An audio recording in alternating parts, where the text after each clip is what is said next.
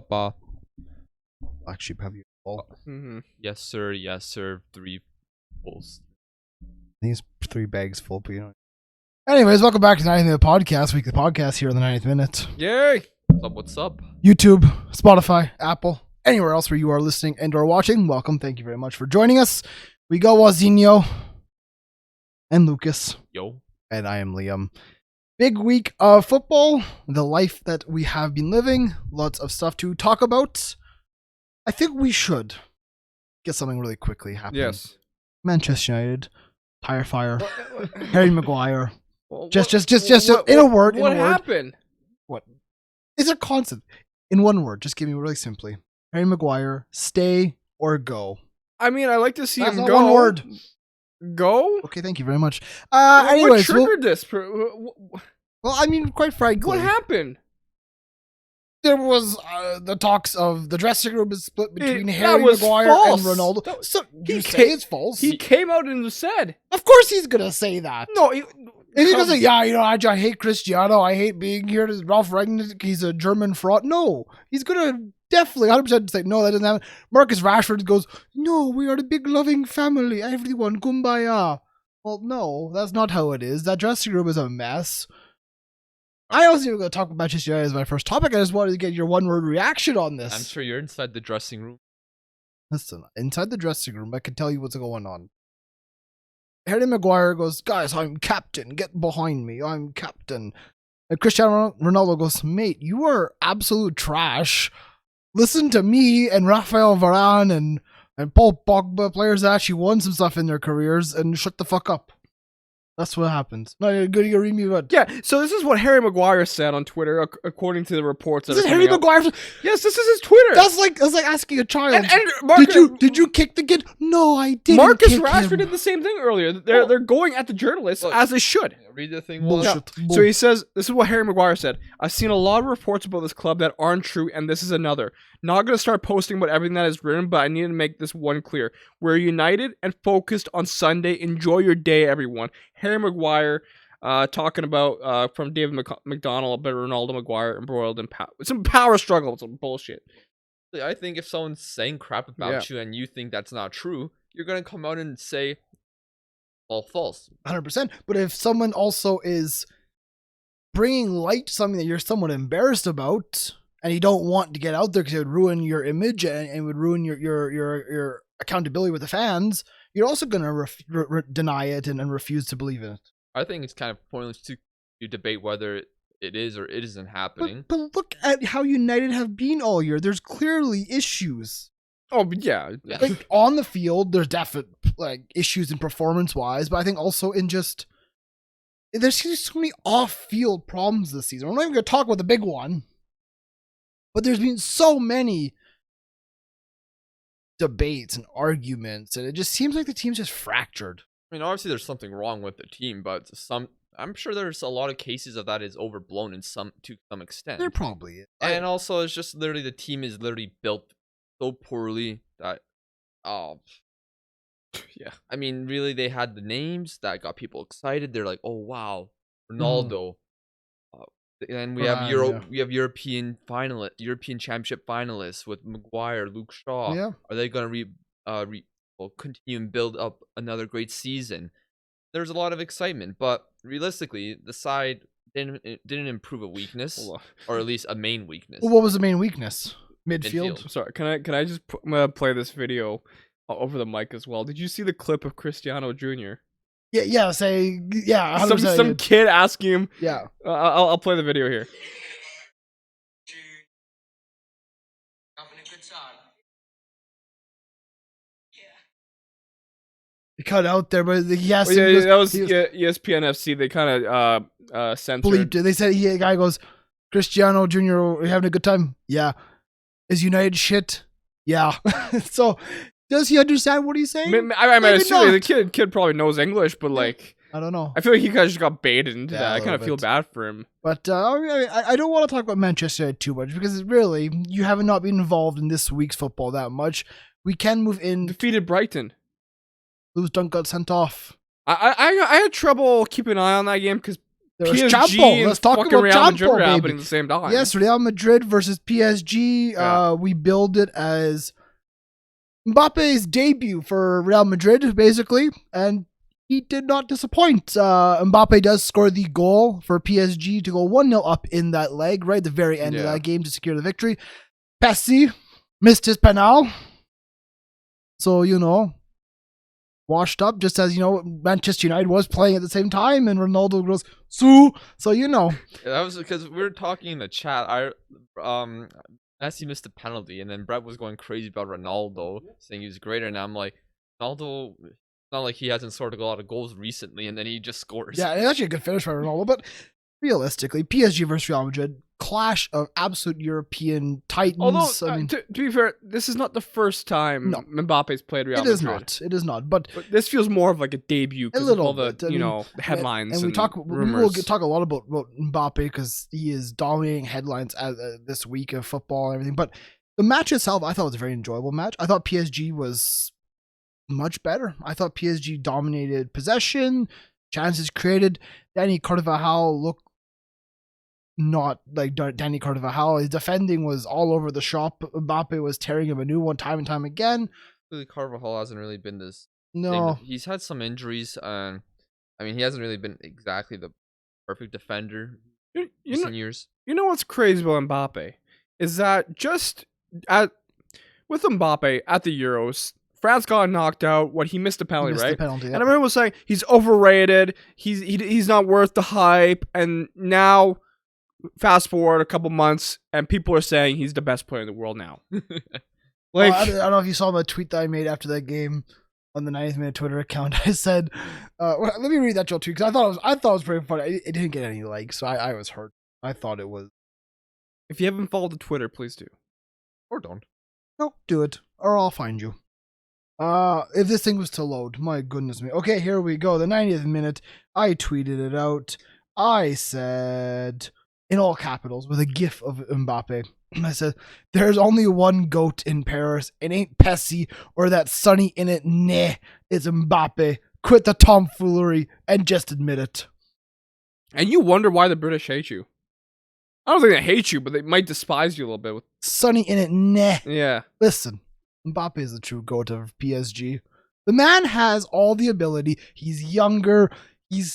Come on. Although Messi's old, he's got the name. Neymar's got the image, and he's got the hairstyle, but he's 30. He threw his career. He's 30, so it means he's bad? He threw his career away to make more money. He thought PSG was going to be the one to win the Champions League. It's not. He got close. So what? He can do it this year. He got close. So did what? Fucking half of Liverpool's team got close that one year. They were shit. They had fucking Lloris Karius in net. He was 90 minutes away from lifting a trophy. Are you talking about the Champions League final? Champions League final. Lloris Karius shat the bed. That team wasn't. I mean, there's maybe like 3 bad players on the team. Look. Tottenham Hotspur got to a final. So they deserved it. Okay, to be fair, apparently look at half that squad. Huh? Look at half that Spurs team. I mean, that squad was at their peak. Maybe just past their peak. To be fair, Liverpool supporters don't give a shit if it's like rated the worst final of all time. They won the Champions League. 100%. I'm not saying anything about what I'm saying was half the players have gone close to the Champions League final. That doesn't count. So? Getting to the final doesn't mean shit. Yeah. Well, Sonny in it, has gotten there. He's got a couple of hairstyles. He's won it with Barcelona.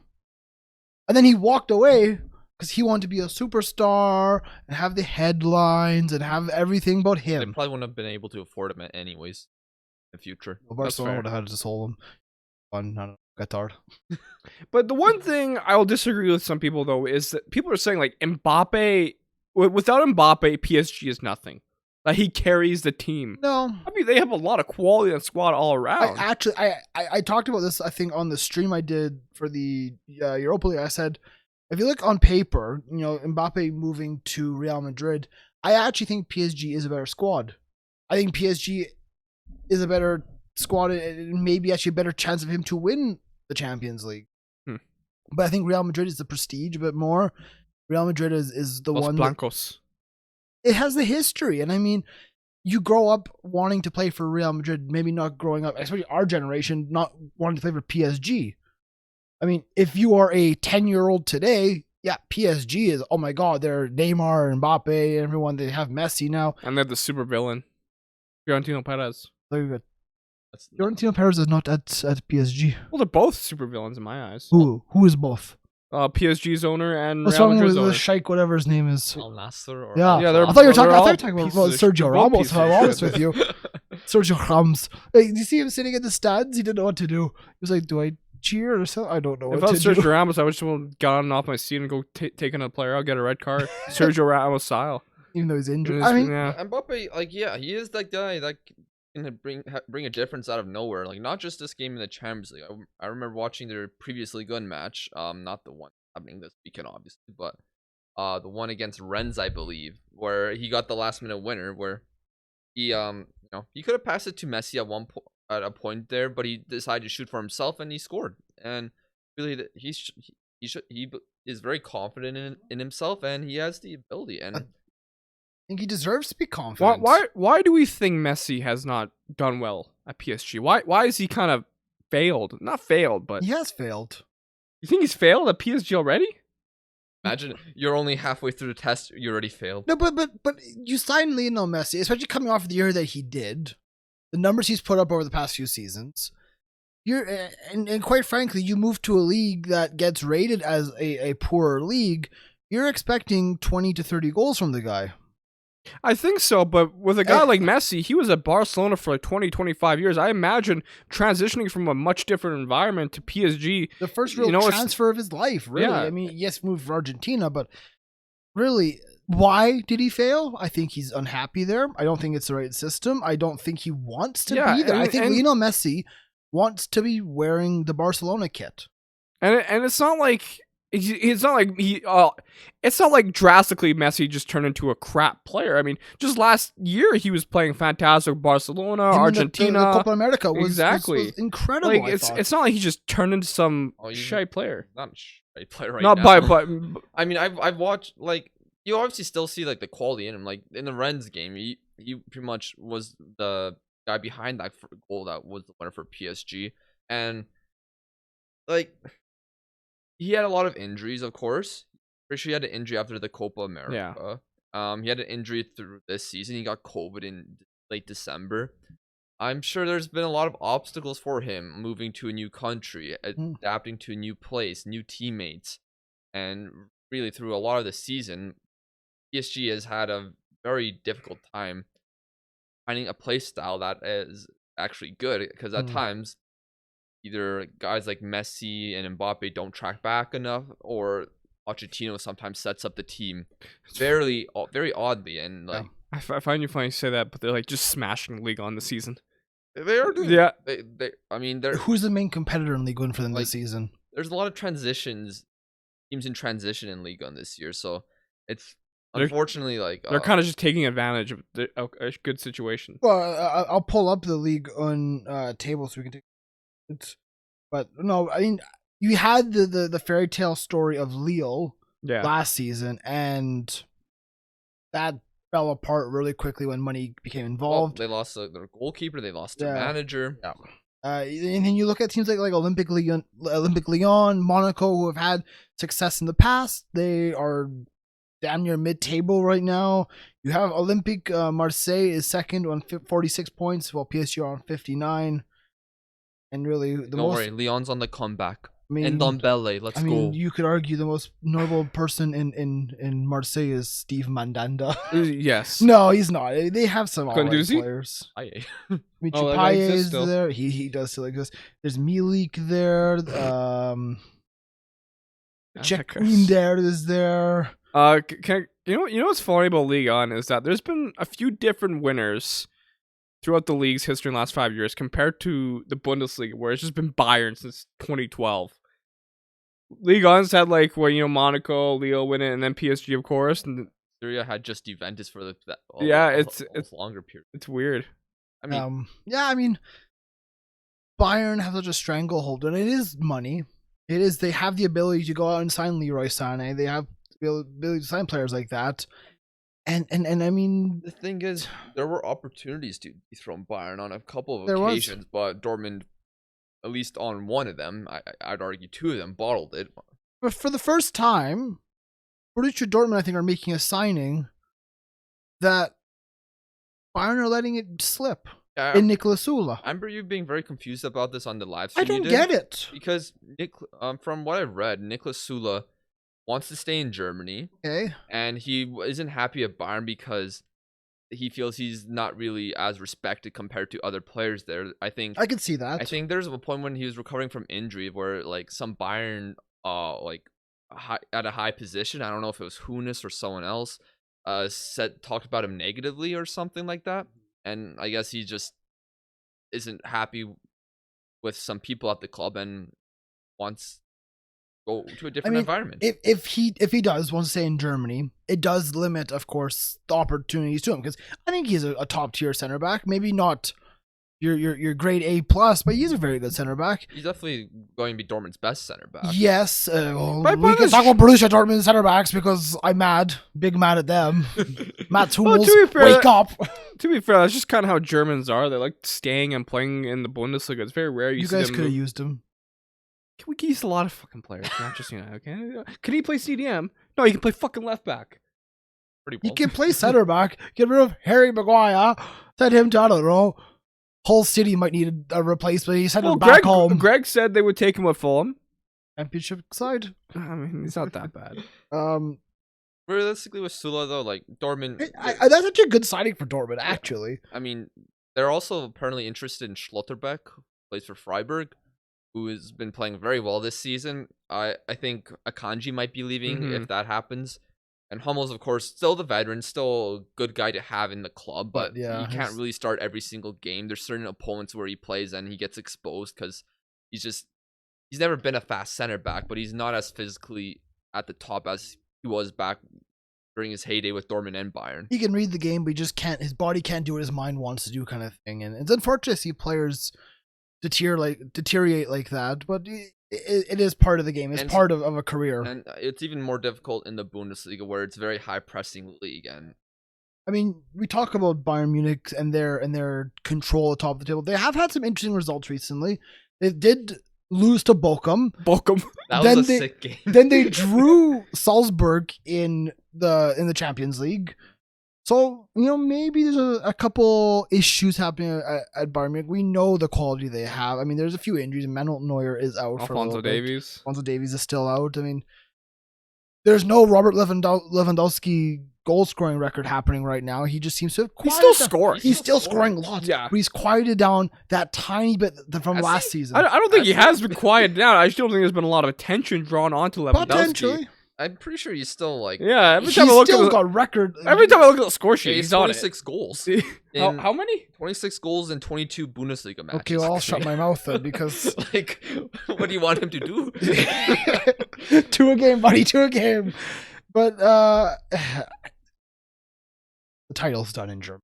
I don't see Dortmund challenging. Title's done in Germany. Title's done. It's 6 points difference. You wouldn't expect Bayern to drop that, but again, you never know. I see titles done in France. England.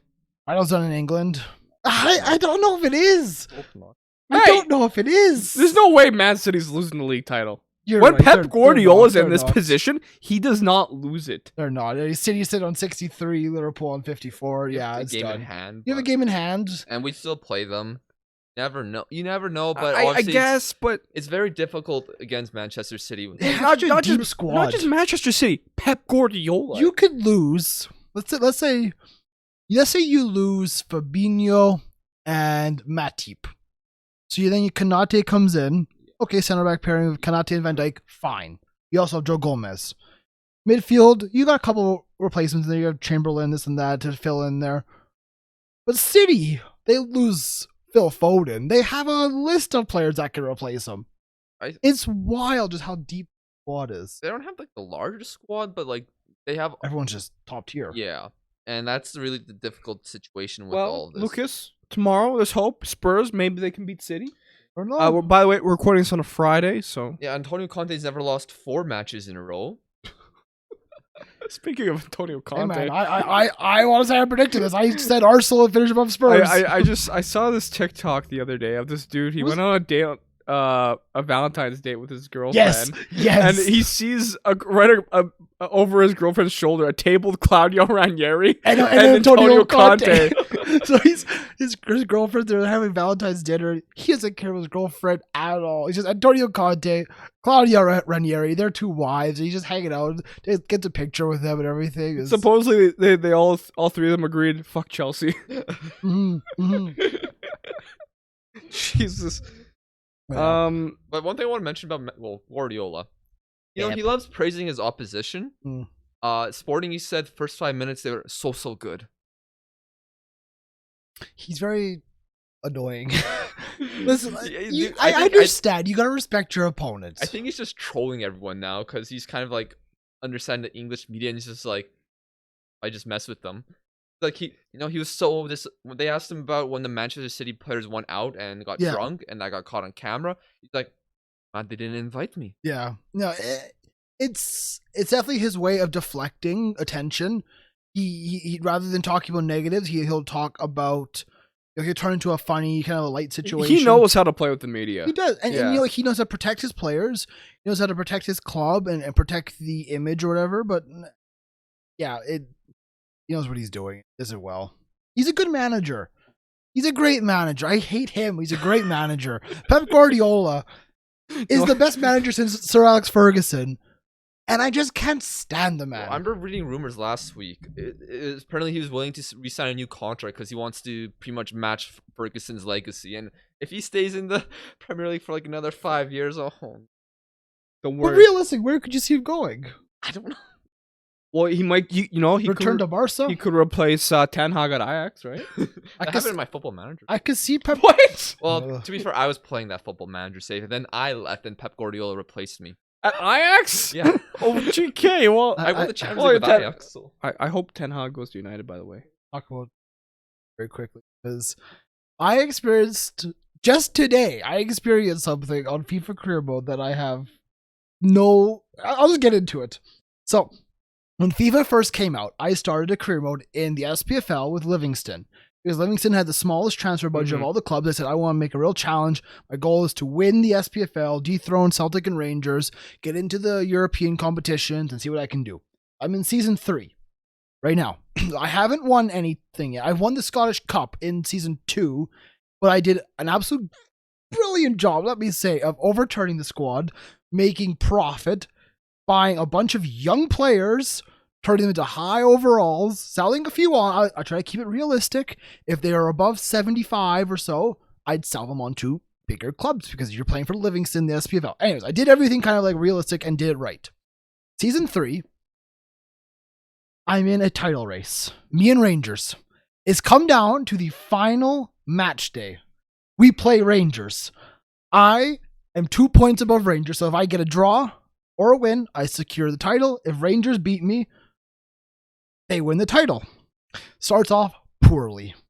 Rangers are 2-0 up at halftime. Oh boy, we've got work to do. I score a goal 5 minutes after halftime. Okay, we're in the game. I tie it up in the 87th minute. So right now I've secured the title. Breakaway for Rangers. My goalkeeper, Kelleher, signed him on a free from Liverpool. Great piece of business. Makes us outstanding save. We counterattack. Boom. 92nd minute. We win the title. 3-2 on the nay. We've won the trophy. You think that's all rosy? Everything's good. Happy First ever trophy, title for Livingston. The board decides to sack me the next day. What the fuck? I get it. You've been terminated due to our position in the league table. I just won the league! What? I can't go any higher than this. My youth academy is stacked with talent. I have young players coming through that are just world-class talents. And I'm now managing Motherwell because that's the only offer to me. I just won the league. I sat there going, I was so pumped. I just won the title. I lose my mind. If you're wondering why we stopped the career mode series, it's maybe because of this. I just go, what do you mean you've been sacked due to your league standing? I'm first. The league's done. I won it. I held the trophy. That was my day today. Now I'm gonna go coach Motherwell. I'm gonna dethrone Livingston now. I'm gonna go buy their players and say, "Fuck you, man." I just want to give a quick shout out to former FC Edmonton player Easton Ongaro. He scored today. He did in his move to Romania. Yeah. Easton Ongaro, actually, I did not know. My dad played against his dad. Oh wow. His dad played for Team Canada as well. Yeah, he scored his first goal for Utah Ara today. And he helped rescue them a point. It was a. Let me see here.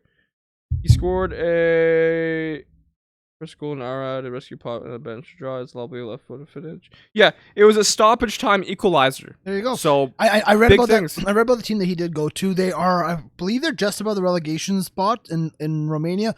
Their falter was goal scoring, so they brought in Ongaro. Yeah, I mean, it's a first division team. Yeah. And Easton, I think I'd say he's someone to watch for the Canadian national team. Yeah, He's a good forward. If he can Yeah. establish himself in Europe and get going, 100%. Yeah, So he comes from a footballing family, and we wish him the best, of course. And played him a couple times in FIFA, like I always say. Beat them. In FIFA 20, I beat Easton a couple times. We had a few wins and losses. I think he rage quit against me one time, and then FIFA 21, he'd whip my ass every time. So he got better. I got worse. Shout out to Easton. Well, And he messaged me. Did he? Yeah, he actually. I remember I played him in FIFA. He messaged me after our game. Hey, you're the guy from the 90th minute. Fair enough. Maybe we need to get Easton on the 90th minute. Talk to him about his time in Romania. This is like over a year ago, right? We'll send Easton a DM. We'll see what Matt happens. knows who he is. Like Matt says he knows a lot of things. He knows a lot of people. I don't know what Matt knows. Throw Shout back out to Rasta because he hasn't been here for so long. Throw back to that one time I ran into a professional footballer at Staples. To St. Ricketts. I'm at Staples and I see him to my right and I'm like, bro, that's to St. Ricketts. The dude's photocopying papers here. What the fuck? Why is to St. Ricketts at Staples? This guy just won the MLS a couple years ago or something. I don't know. And Matt apparently knows him too. His mom is aunt. Yeah, so he was aunt. It was like, Matt says he knows a lot of people. We just can't. Probably his aunt owns like a hotel chain in Jamaica. Probably owns he should probably owns a couple horses too. Combs his hair. He's got a pick in his hair. We talked about FIFA career mode a little bit there. We talked about maybe our FIFA career mode, the La Liga one. Our time at Real Madrid. Yeah. Did not go great. That was terrible. It was pretty bad. You were having an okay time at Atletico. Yeah. You and Greg and the other one that we cannot name. That he cheated. Yeah, I always cheat. He didn't cheat. He signed Mbappe to Barcelona. You could have signed him. He was supposed to have no money. Probably. So he cheated. But in a few sentences, Lucas, what happened to that career mode? We've talked about this before. We have. And it's basically the same reason why there was like no podcast for a while. Same reason why there hasn't been a video on the channel. I mean, we can't get together at the same time. Like, it's very to difficult. Continue that series. You need to get the Copa del Rey done, which involves all three teams. Oh, and the Spanish Super Cup, which is literally a 4-team tournament involving the three teams, and that needs us all together. And obviously, you haven't seen a podcast with all of us together. That's the reality. Think about it. We've had 3. We've had 2. I thought Liam had a great stream by himself on Thursday. I thought you did well. You should do that more often.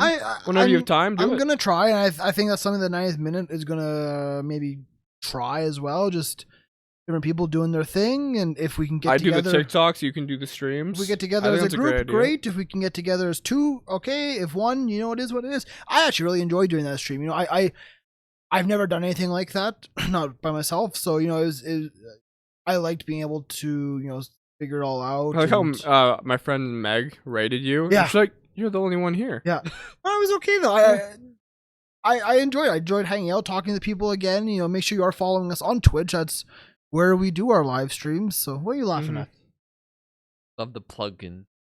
Man, you gotta follow the Twitch. The Twitch can get hype sometimes, whether you're doing a live stream or watch. I heard Thry Guy was there. I haven't heard his pop in. Yeah, we're talking about his job. Is he? What's he doing now? He's organizing an EDM music festival in Chicago. Up the Thry Guy. Yeah. And then the one guy, his pigeons were laying eggs. El Frijol, I love that guy. I hope Salka's doing well, by the way. Yeah. Shout out to Ryan, Vinny, everyone who just all our loyal supporters. I know there's plenty of you maybe that we don't know, but the guys that still follow along, and it's still good to have a nice community. Yeah. Kepa, can't remember Adam. Kepa the go. Adam, Nariman. Nariman. Um, I think Nariman. Ben.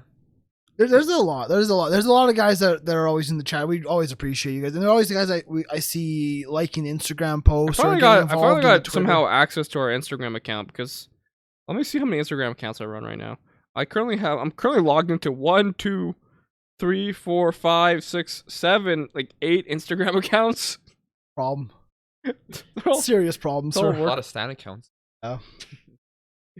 Are you Cristiano Ronaldo lover 8? Yeah, No, I'm big fan Eminem. big fat Eminem 99. Yeah, love FC Eminem. Porto forever. Well, we'll talk about the Super Bowl in a my bit. I think. first love. We'll talk about the Super Bowl in a bit. Super Bowl. Well, in a bit, but just like Well, we can. one thing I just want to mention real quick though, Canada will be playing their final home qualifier in BMO Field against Jamaica. Their final game in Canada before Qatar. That is so hype. Like, we're gonna be going to Qatar, man. Yeah. This is the first time in my lifetime, in your lifetime, that we are going to a World Cup, bro. It is. It's not done yet, but we're gonna be going, man. It's mental, and you'll get the comments that CONCACAF is easy to qualify, or yada yada yada. The fact that Canada is going to get to this World Cup, we might lose every single group stage game, and I don't give a shit.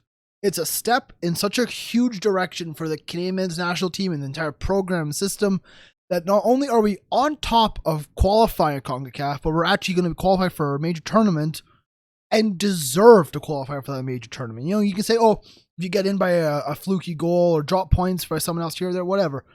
But we're actually going to get there, deservingly so, playing great football under a great coach with a great system. And I think we can cause a little havoc in Qatar. Of course, it depends on the draw. Of course, it depends who you're up against. You're telling me Canada can't challenge some of these other nations? We have the talent. Well, they have the most system. They have the most goals in CONCACAF right now, and the least conceded. Like that has to say something. It does, and I think the system that Canada plays is a tough system, and they have a tough system to break down for opposition. And we have players that can hurt you on the attack.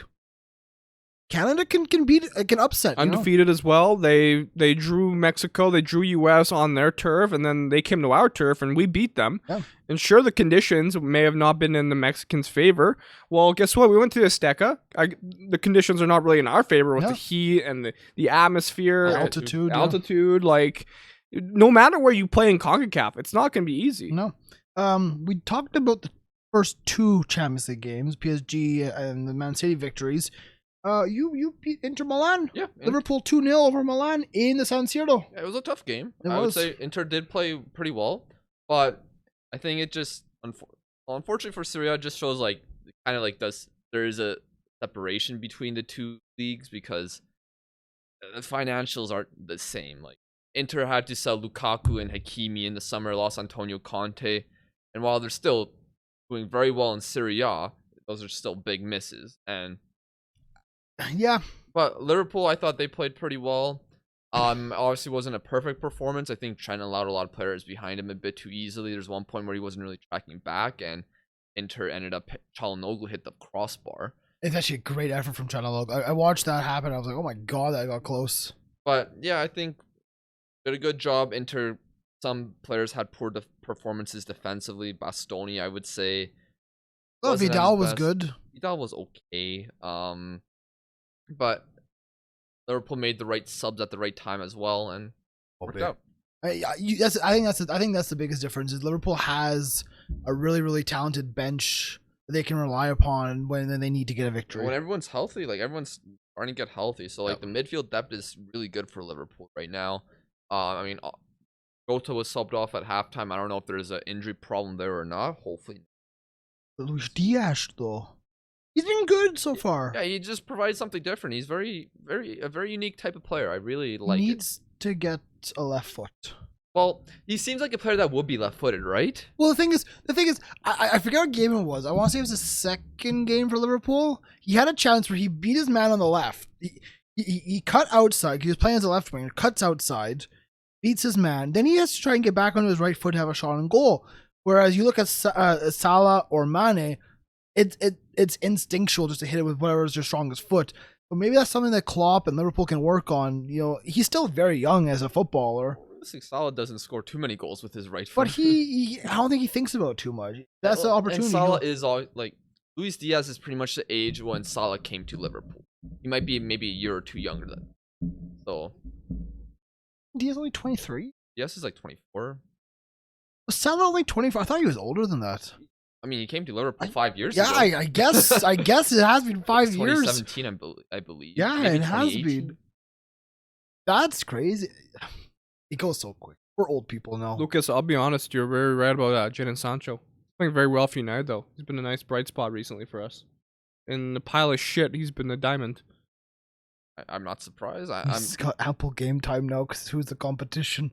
some Swedish teenager. Why the fuck is Alanga playing so much? He plays well. He's okay. I know that my manager trusts him. Your manager? You mean your future like accountant, wherever the hell Ralph is gonna be? Whatever, I don't know. I've liked what I've seen from him. I don't think he's terrible. He missed a provides some. penal. I don't know. Yeah, he missed a penal. The bruh moved through. Oh, whatever. Sack him off. Get him out of the club. Can't score a penal. But I heard you were disrespecting Atletico Madrid. Was I? Yeah, on the stream. You said that they were boring to watch. They haven't really been boring to watch recently. Did I call them boring? I think Atletico Madrid play. But you don't even fucking watch La Liga. I think Atletico Madrid, for the past few years, are a very conservative side. They usually don't That's a fucking fancy way to call them boring. They usually do not give up many chances or goals. They score a couple goals and that's good enough. This season, they've been a bit shambolic, let me tell you. They scored more than Barca, but they've also conceded more than Barca. Yeah, they've been a bit shambolic. I watched that game against Barcelona. I went, what the hell is happening? Where is Diego Simeone here? Like, they're open at the back. There's chances. Mallorca. Go to Mallorca, yes. They're open at the back. Chances being created time and time again. The wing backs are being exposed every single time. When I think of Atletico Madrid, I think of just defensively drilled, no chances given up, possession-based football. Then the results in 2022, 2-0 over Vallecano, 2-2 with Villarreal, 3-2 over Valencia, 4-2 loss to Barca, 4-3 win over Getafe, and then a 1-0 loss to Levante. Those scorelines are ridiculous for them. Like, Levante's crap. But it's shocking that they're conceding that many. And you know what? Okay, they're scoring some goals. I actually don't like their attack that much. I think with Atletico Madrid is lack of an identity because they've had to try to fit in these players that come to their club, and it's proven to be more of a challenge than expected, and some of that has been sacrificed with their defense. Like, it's very hard to fit João Felix, Suarez, Griezmann, Carrera, or get Lamar in there, get Carrasco in there, get their new signing Brazilian. I can't remember. Cunha? Yes. So I'm looking at their attack right now. Luis Suarez, we all know his ability, but he's old now. Yes. He is past his best. He doesn't have the physical ability that he once did when he was part of MSN. Legend of the game, great striker, not anymore. Antoine Griezmann, before he left Atletico Madrid, he was such a talent. He was always a clinical goal scorer. Went to Barca. It fell apart for him. And he seems to be lacking quality. He seems to be lacking confidence. He seems not to be able to fit in anymore. Who knows what's happened to him? I don't really know what's happened recently. I haven't really been paying enough attention. I haven't heard too much about him. Matheus Cunha, like you mentioned, the Brazilian, he so far has 5 goals, 2 assists, and 20 matches played. Quite frankly, I don't know much about him. Angel Correa, you talked about him. He's probably their best offensive player, to be honest. 10 goals, 4 assists, and 24 matches played. Those are decent numbers. And now the man I want to talk about the most, Mr. João Felix, the man that they paid so much money for. 2 goals, 2 assists, and 16 games played. When does time run out on the João Felix experiment? Experiment? He's a young kid. You dropped so much money into this guy, and he has not worked out. Yeah, but let's say he turns out to explode onto the scene at like 25 and just starts getting goals. He's only 22. He is only 22 years old. He's had injuries. But you look at Mbappe, you look at Haaland. Mbappe and Haaland are two different fucking beasts. But João Felix cost the money of Haaland, of Mbappe, with expectations of Haaland and Mbappe. Everyone said, oh, he's going to be up there challenging for Ballon d'Or. Has not gone anywhere close to that yet. I mean, realistically, he's still very young. He's had injuries. There's a point, I think, last season where there's an injury he was playing, and there's an injury that was undetected, and he was playing through that injury. So I think there's been a lot of factors that hasn't helped him out. Yes, he should be doing better than probably what he is, but maybe, again, it's a tough environment. And I don't know what the best answer is. I think you obviously have to be patient with the guy that you spend that much money on, and you realistically, when you buy a player that young, it's very rare you're gonna expect something instant. It hasn't been instant though. It's been what, 3 years, 4 years, 3, at least 3. He's been at Atletico for at least 3 years. For as long as this podcast has been going. But straight up, that's not an instant. He's had his time. He's had his opportunity to get used to the league, to get used to the club. He hasn't done it. And I would say, if I'm Atletico Madrid, I'm going, if we were to put João Felix up for sale tomorrow, you are not getting anywhere near what you paid for him. You'd be lucky to get 70 million. Do you agree with that? So unless João Felix turns around and becomes a great goal scorer, which I think he has the ability to do, unless he turns around and starts becoming a 15 to 20 goal scorer every season consistently, there's no chance that your investment in João Felix pays off. Technically, they won the league last season. Theoretically. League was a shambles. Still. This guy just discredits whatever. Yeah, you like to discredit whatever. That last season, like, you not put your hand and say you sound Barcelona and Real Madrid were just But shambles. to be fair, you're sounding like everyone who's discrediting Canada because Mexico and USA are shit right now. Mexico needs a new coach. Tata needs to get the hell out of here. The fuck you? Mexico has the ability and the players to challenge for top of CONCACAF. They're being let down by coaching. Same with USA. USA's head coach should not be a head coach. He's a tactical analyst at best. Put him on TSN. He'd be better there. No, that's tough to say. It's not tough to say. He's good at tactical analysis. That's what every American I've ever seen says about him. He's great at numbers and stats and this and that, but he's not a head coach. USA has, we talked about this, USA has a golden generation of players right now that are playing at top clubs in Europe, and they can't beat Canada that has Sam Adekubi at left back? Come on. No, shot at Sam Adekubi. We love you. Sam. We love Sam's you. We one of love my you, fucking Sam. favorite players, but come on. Look at the talent that USA has. No, you're not wrong. I'm not wrong. Of course I'm not wrong. Christian Pulisic just won a Champions League title. Weston McKennie, week in, week out for Juventus. Yeah, that's true. Sergio Desta, Barcelona. So much talent. Josh Sargent for Norwich. Timothy Weah. Yes, Timothy Weah was not allowed to come to Canada for his COVID reasons, but he's a top talent playing at a big club in Europe. There's a lot of and top the fact talent. that they're losing against Canada when Canada doesn't even have Davies playing, the or fact that they're not even Canada, but the other results they've had it in CONCACAF.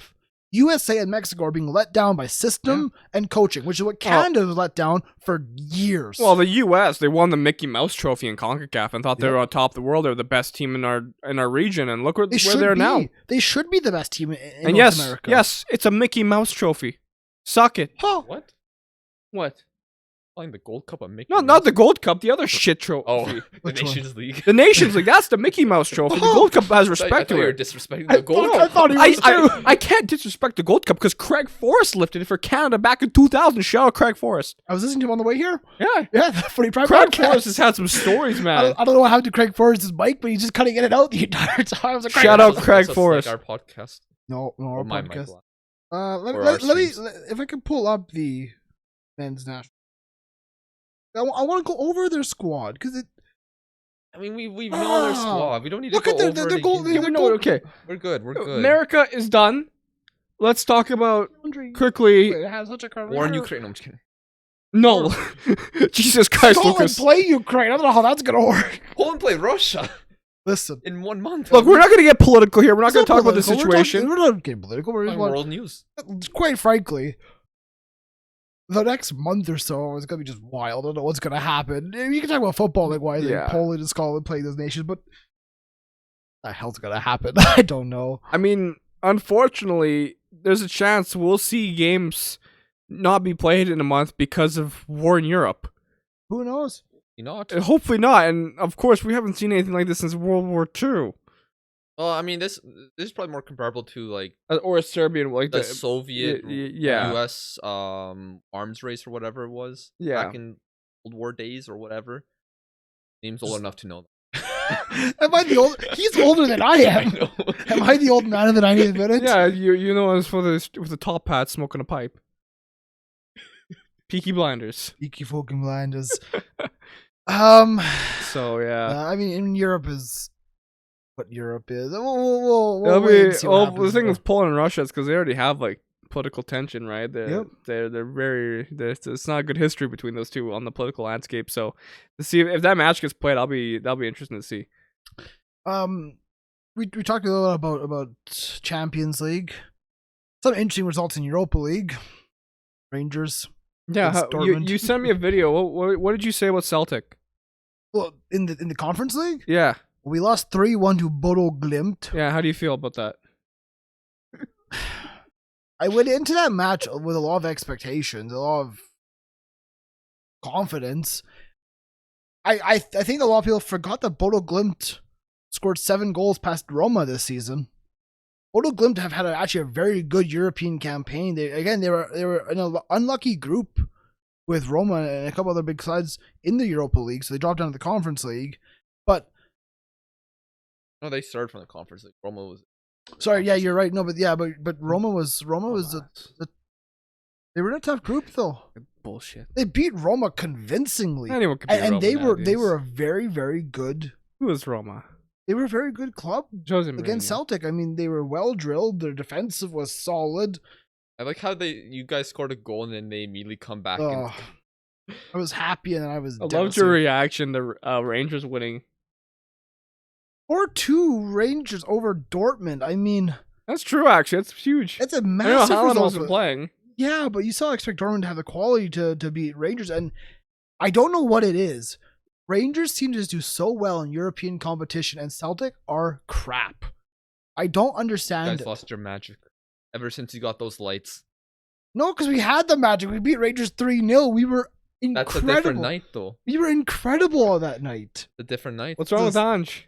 I thought he's the chosen one. Nothing's wrong with Ange. Nothing's wrong. I think the midfield underperformed. Tom Rogic. You guys still there? Tom Rogic, he's been incredible this season.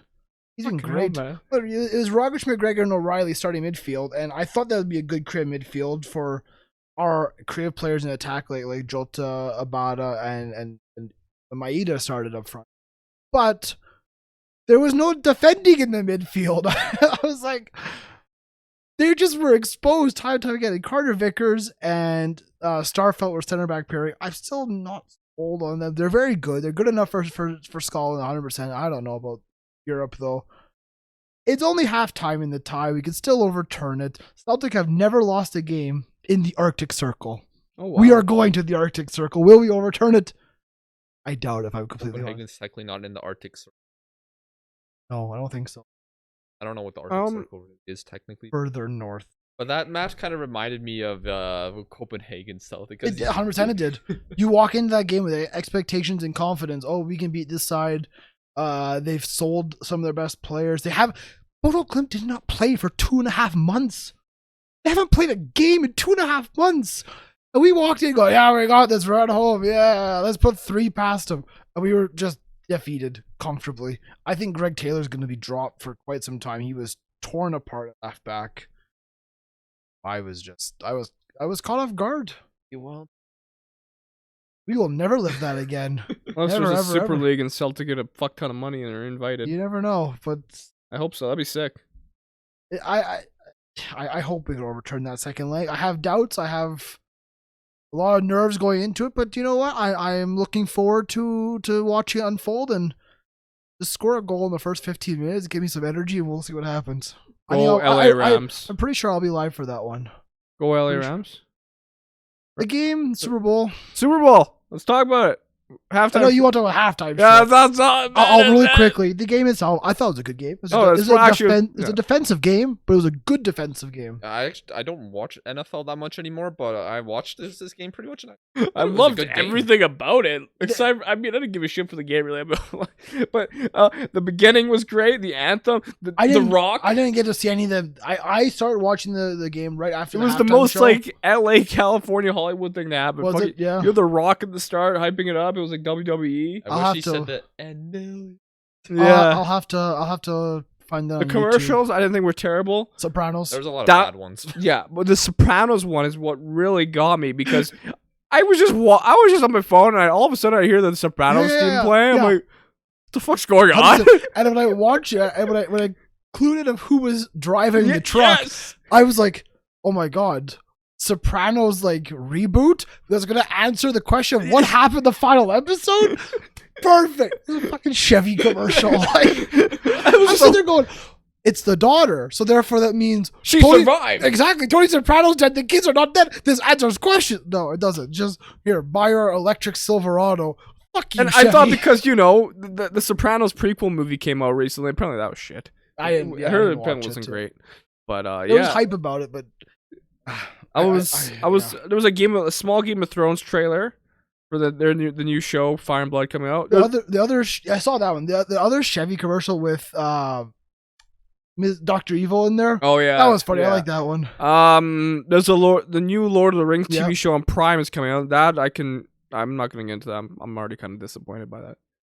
It's a conversation for off stream. There's things I want to say. He's a Lord of the Rings super fan, and he's a purist. He does not support the Apple TV. It's on Amazon Prime. Yeah, but I don't support Amazon Jeffrey. needs that show to be successful. They do, or they'll never have a successful show. Can I be really honest? That show's not going to be successful. I have a gut feeling it's not going to be successful. From what I saw, I'm reading the comments and people are saying it's not like. It doesn't feel like Middle Earth. It doesn't feel like a Tolkien. How do they know? I haven't watched it yet. Because it just, I know it's only like a small sense, like a minute, but it doesn't have that. I'm sure it'll have hype. Yeah. Why do you say they need it to work out? Because Amazon can like invest as much money as they want into these shows, but in order for them to compete with Netflix, with Disney HBO, yes, because HBO always has a show that's successful. Yeah. But Amazon, they've spent a bunch of money on shows. There was a show, I don't know what it was based on. You're talking like their own created shows. Yeah, their own created show that people subscribe to watch a show, and then they keep that subscription. Netflix has so many. Yeah. Disney obviously has all their licenses and things like that. HBO's had Euphoria recently. They've had great this documentaries. Week Tonight with John Oliver. That's true. I like John Oliver, good guy. I love that show. So they do need that. But yeah. No, so Amazon and Jeffrey Bezos and everything, they have all the money behind them. It's kind of like Manchester United. Amazon has all the money they need to spend. Well, they cannot put it together. Amazon only has one show right now that's doing well, and that's the cowboy one. The cowboy. The Yellowstone. Oh, that's really it. That's Amazon. I think it's an Amazon show. I think I don't know. They had that cartoon/anime. I don't know. That's the thing. That's the thing with Amazon TV shows. They do have Miss Maisel, which is a good show, but I've watched a couple things on Amazon. I've had shows on Netflix, Disney, Amazon. I've kind of binge watched, but the kind of thing is like once I'm done with that show, I'll then shop around to whatever show my next. And I'm always about like a series kind of thing. So I'll watch the series and then go to the next one. Currently on Disney Plus. Bones. Oh, great show. I've already watched it once. Is that related to the comic book? I don't think so. I watched.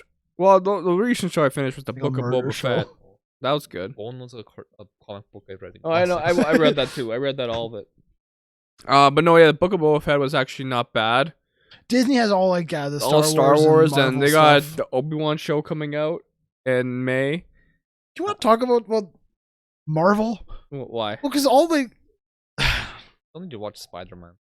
You need to. Yeah. You do actually. That's really good. But I'm not a huge Marvel fan. I've only gone into it the past few years. But I've gone into it. I've actually enjoyed some of the movies and stuff like that. But now that they've got like the multiverse and everything like that, I think they're just kind of like making up characters as they go at this point. No. I'm sorry. There's a new Iron Man played by Tom Cruise. He has a mustache. That's just weird. I mean, no, it's just they're finding ways to tie in all the characters they have. Like, there is a different Iron Man. There's a Iron Woman. Like, there's so many fucking different characters in Marvel. Now they're just all like, hey, everyone show up. Yeah, there's just 15 movies, 15 shows. With Disney's Marvel, 300 billion. They don't have the license to like every. You know, they don't have X-Men because I think not Universal. It's but X-Men are coming. They are, but like who's Sony like has a certain amount of rights to a bunch of characters that Disney and Marvel doesn't, so they're trying to get those characters. They're trying to make it all work, which credit to them. But Deadpool, I have liked their movies recently. I have. Eternals. Did you watch Eternals? I don't think so. That one was. I liked the acting. Right before Christmas, I watched the second Spider-Man movie, and then I watched a cartoon Spider-Man movie. Into the Multiverse? Yeah. I was actually really. I haven't seen that. I actually really like that one. A new one comes up this year. Yeah. You should give Shang-Chi a watch. I watched it. Shang-Chi was good. It was good. Yeah. Too bad. I don't know the character though. That's my thing. Like I know Iron Man, I know Spider-Man, I know I didn't know the character, but I knew the actor. Okay. Simu, I can't say his Part of the is the Kim's Convenience. That's a great. Was he on there? Yeah, it was a Fair great enough. show. That's where he started. So it was Fair cool. enough.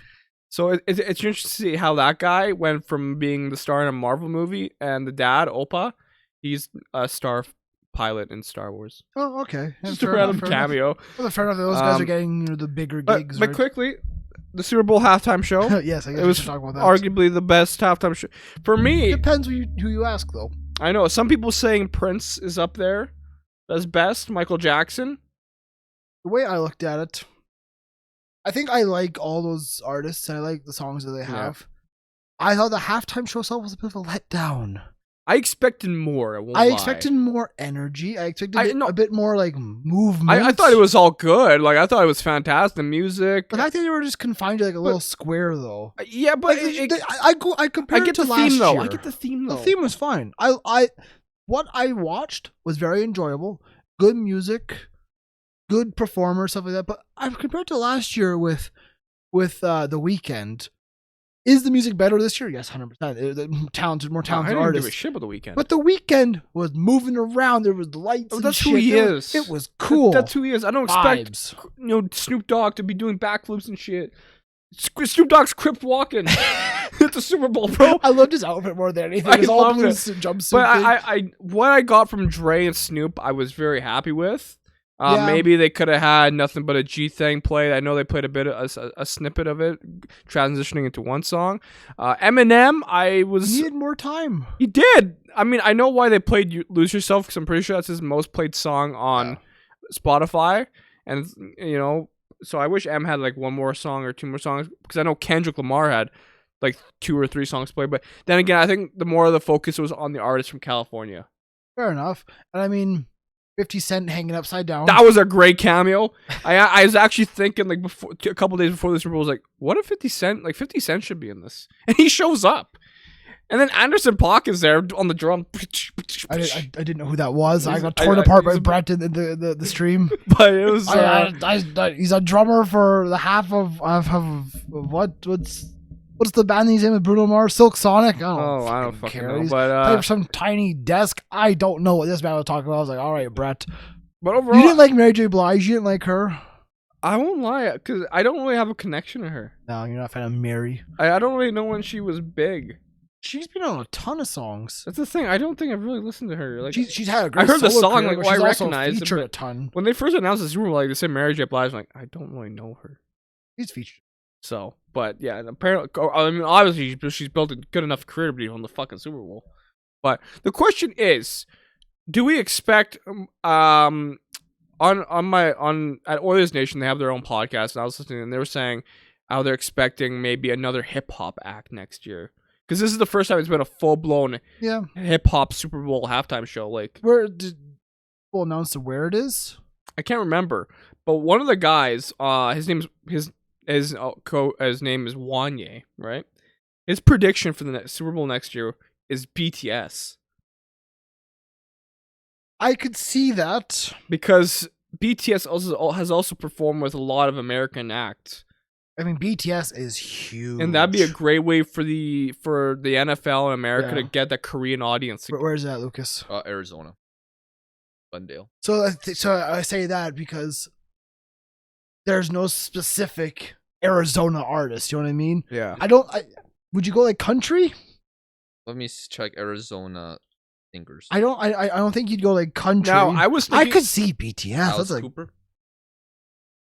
Now I was maybe thinking Taylor Swift because she's massive, honestly, in terms Yeah. of female audience. But then again, supposedly she is signed with Coca-Cola, so she can't do Pepsi. oh, okay. Jay-Z apparently he's denied it a couple times already because apparently the Super Bowl actually doesn't pay. Really? Yeah. They have to. Yeah, they don't pay enough apparently for some of these artists. I would like to see Drake or Kanye. I don't want to see Kanye doing it, but Drake would love it. Drake's Canadian. I know, but I wonder. but I know. Bieber. They haven't done Bieber, and they like doing pop. BTS is a good shout, actually. When yeah. more and more I think about it, you'll get. The thing is, the typical NFL fan is not going to be hyped about BTS with a halftime show. No. But to expand the NFL's global reach, man, BTS would do great. You know what they do? Stormzy. Stormzy. I wonder if they could do. Jenny Webster. I wonder if they could do multiple though. What if you have BTS, Blackpink, straight up though? You have a boy band special, BTS, Backstreet Boys, and NSYNC all together. One Direction, bring them back. Fuck yeah, Ozinho! There we go. There we go. Bring back One Direction. Yeah, I don't know. I know Katy Perry's done like a few of these artists we know have already done it a few times. So I'm trying to think. I would love to see Drake. I think Drake would be fantastic. Is there anything else you want to talk about, footballing wise or life wise? What's happening in your guys' world recently? Watching the Winter Olympics. Yeah. Why don't you watch about that? Sorry. What have you been watching? Whatever's on CBC primetime, really. But like a lot of like the freestyle skiing and snowboarding I've been watching. So like where they like jump off a ramp and do flips, or the half pipe, or they go on some rails and then do some more flips. I've been watching that. I've been enjoying that. There's been like, I think the star of the Olympics is like Aileen Gu, who's American born, but she represents China. Yeah. I know there's a lot of controversy with her. Yeah. Well, at least for representing China instead of the USA, but like she's a star. And apparently last year she made 30 million and she's only 18 right now. I haven't been really able to keep up with them much because of the time zones, and it confuses me everything when something's live and not. But I don't know. It's weird. I like the figure skating, but Canada, the Canadian women's hockey team won gold against the U.S. U.S. Canada women's gold medal hockey game on NBC averaged 3.54 million viewers. Not bad. That's more viewers at any NHL game this season, and second most watched hockey game in the United States since 2019. Not bad. Fair enough to them. I know. I haven't watched much. I know you mentioned the figure skating. There's been a lot of controversy with that. that. I don't really follow. I just watch them. They twirl. I'm like, that's fucking amazing. Well, like the young Russian figure skater, she's like 15, is what she was tested positive for heart medication. But it could have been a steroid kind of thing. But then she tested.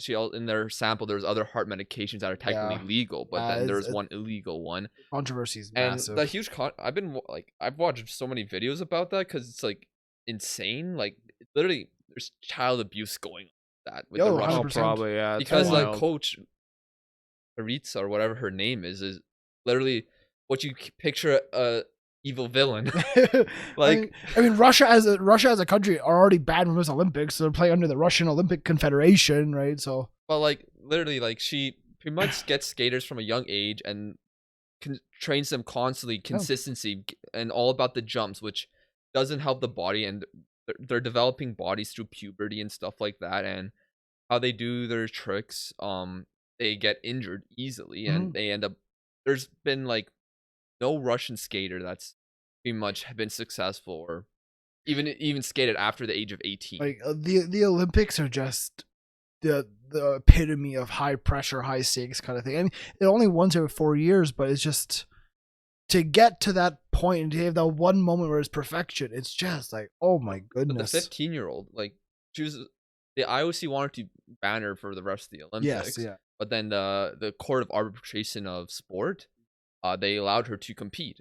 That's the same one that allowed Manchester City back in the Champions League. And literally, she was the last one to go, and she completely choked it. And I don't blame her at all, because she probably shouldn't have been allowed to compete anyways, and she probably mentally wasn't focusing or whatever. Yeah. And the coach afterwards, like, criticized her. Yeah. Well, it's like insane. And then like the Russian skater who finished second place, she was mad at the coach because she thinks she should have won gold, and she was mad at the coach and said she never wants to go on the ice ever again. And then the person who finished first, who's also Russian, is just like, I've won, but I feel empty. It's like, it's so crazy like that. And now there's a lot of talk about raising the age limit for the Olympics because right now it's like 15 or whatever. Probably should. I won't lie. It's fucking young to go to the Olympics. But imagine being 15 and good enough to go to the Olympics. All this reminds me of that fucking show on Netflix, that chess show. The Queen's Gambit? Yeah, I didn't watch it. Oh, so good. I mean, can't be that good. You forgot the name. I mean, this event in general can have a documentary of itself. Probably will. In like 5 years. And they always do. I mean, yeah. I don't know. Apparently, a lot of people think, like, with this coach, like, apparently, her skaters are more favored by the judges as well, because there's been so much corruption. Yeah. I think it was men's snowboarding. I want to say that the snowboarder was from Russia or Japan, one of them. The American judge intentionally the Russian went first, and then the Japanese snowboarder. The American judge intentionally gave the Russian snowboarder a lower score, the Japanese one a higher inflated score, to get the Japanese judge to give the American snowboarder a higher score, which would then help them win gold. I was like, are you supposed to be independent and not favor? It's just ridiculous. Usually with judges, though, they usually don't count the ones of the same nation or the highest or lowest score, I believe. Fair enough. I watched a little thing. It was just like, because of the American was going third or fourth, something like that. The order that it was in, he gave that guy a higher score. Then would give favor to. It's like the geopolitics of this all is like the biggest game of chess you've ever seen in your life. Imagine snowboarding down a snowy hill. Yeah, the Olympics, like, I love the Olympics, but like there's some things that's happened in this one specifically that kind of taints it a little, like especially the figure skating and stuff like that, which like got a lot of the headlines. And like with the figure skating, like some of the skaters that, like the skater that finished second, I thought the one that finished third from Japan was better than the second place one. That's the thing. We sit there going, well, that one's better, that one's worse. Well, I mean, what do we know, right? Yeah, well, I'm an Olympic Andy. I don't know anything. Olympic Andy. I think I've always favored the Summer Olympics a little bit more. Yeah. And also one thing I do, like, whenever I'm watching, because a lot of the events happen while I'm sleeping, but like the last few days of the Olympics, it just seems like there hasn't really been that much. There's like one cool event and then just curling. And if you like curling, curling, cool, but it's not my sport. Curling's I like fun. to watch. I like curling. I played curling. So you were in high school curler. Junior high and high school. Hi. That looks like you'd fit so well in a fucking curling home. Curling home. What the fuck's a curling home? A curling arena. You look just fit in the crowd, the old folk. Man, let me tell you, that curling place had the best poutine I've ever had in my life. It was so good. I like the Olympic events, winter and summer, that are just calculated by speed or weight, or not just this guy was better, because that's opinion based. And I think politics do get involved in that, and corruption and bribery. Weird that we've had two Olympics so close to each other. Yeah, I don't think we've ever had a summer then a winter. And I think it does hurt that it's on the other side of the world and it's not in our time zone. You don't get to watch as easily. Like I love watching Olympics when they're, our time zone, or But then those people in those parts of the world get to enjoy it more. That's fair. That's fair. Like, good way to grow other sports. Yeah. Anything else we want to talk about this week? No, I kind of want to go home and watch the Kanye West documentary. Supposedly he's going to charge $500 American to listen to his new album, Donda 2. Well, good luck with that. Yeah, I don't get Kanye sometimes. The entire Kanye West situation recently. Stuff for that. But he's got to pay for his divorce now. So he's rich enough to pay for it. No, he was like close to bankruptcy, was he not? What? Was he not close to bankruptcy recently? Kanye West. He's just a lunatic. Anyways, I think for a weekly podcast, that was actually a really good conversation. So hopefully you guys at home have enjoyed it. Remember to leave a like on YouTube, subscribe to the podcast channel on YouTube, also audio apps, Spotify, Apple, all the other ones. We really do appreciate the listeners. So hit us up on the DMs on Twitter, Instagram, all that good stuff. Get in contact with us if you have any questions or a topic you want us to talk about next week. But from the three of us, from Greg, Brett, and Rasta, then yet another week, beautiful game. And we will see you next time. Ta-ta.